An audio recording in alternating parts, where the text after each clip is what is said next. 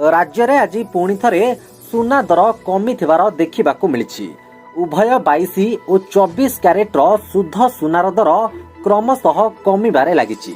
तेबे वर्तमान बाजार में सुना और रूपार रेट कौन रही एवं जदि आपण किनिबा पई चाहुछंती तेबे केते टंका देई आपणक निकटस्थ बाजार किनी पारिबे संपूर्ण विवरणी एही वीडियो रे जानिबा ता पूर्वरु वीडियो टिकु गोटे लाइक करबा सहित एमती लेटेस्ट अपडेट पाइबा पई चैनल को सब्सक्राइब करी पाखर आसुथबा बेल आइकन को दबे रखंतु। आज भारतीय बाजार रे 22 कैरेट सुना दर 10 ग्राम प्रति 51,260 टंका होइतबा बेले 24 कैरेट सुनार मूल्य 10 ग्राम प्रति 55,960 टंका थिबा जणा पड़िछि। सेहीपरि देशर प्रमुख सहर मानकरे भी सुना दर रे किछिटा परिवर्तन होइछि।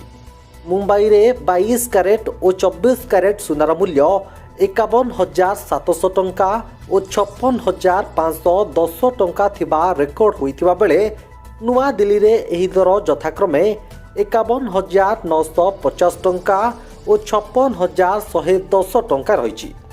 सेहीपरि दक्षिण भारतर प्रमुख सहर चेन्नई रे भी 22 कैरेट सुनार मूल्य 47,927 टंका थिबा बेले 24 कैरेट सुनार मूल्य 10 ग्राम प्रति 52,285 टंका थिबा जणा पड़िछि।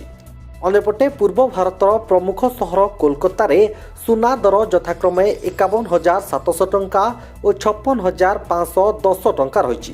तेबे जदि आमे ओडिशा कथा देखिबा ताहले ओडिशार राजधानी भुवनेश्वर रे बे 22 कैरेट और 24 कैरेट सुनार मूल्य 10 ग्राम प्रति 51,700 टंका और 56,510 टंका रहिछि।